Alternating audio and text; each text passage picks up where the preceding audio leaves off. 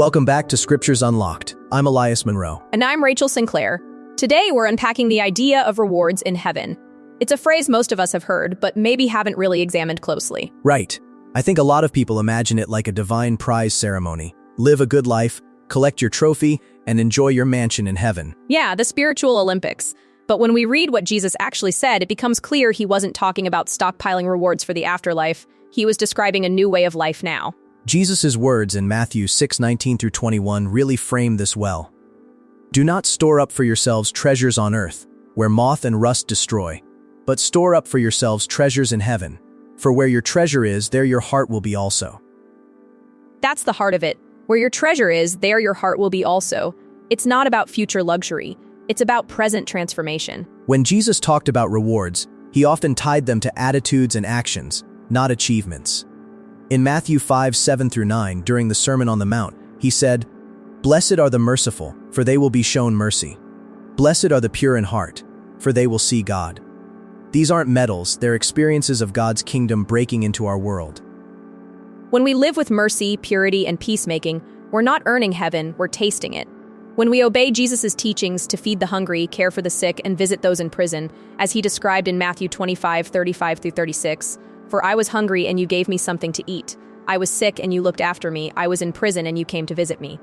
We're partnering with God to restore his world, and in doing so, we experience what heaven looks like here on earth. It's a mindset of abundance and generosity, of living as though God's kingdom is already among us. It reminds me of what Jesus says in Luke 17:21, "The kingdom of God is in your midst." That's such a powerful statement. Heaven isn't just a future destination.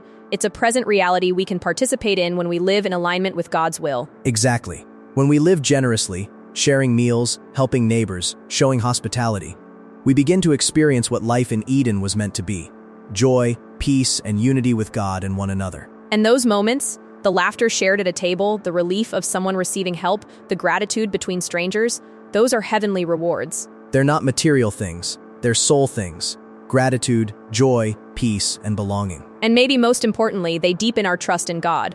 As James 2:17 reminds us, faith by itself, if it is not accompanied by action, is dead. When our faith takes action, our hearts come alive. Of course, following Jesus' way does come with sacrifice. It often means giving up our obsession with getting ahead or accumulating more. Yeah, and Jesus never hid that truth. In Luke 9:23, he said, "Whoever wants to be my disciple must deny themselves and take up their cross daily and follow me."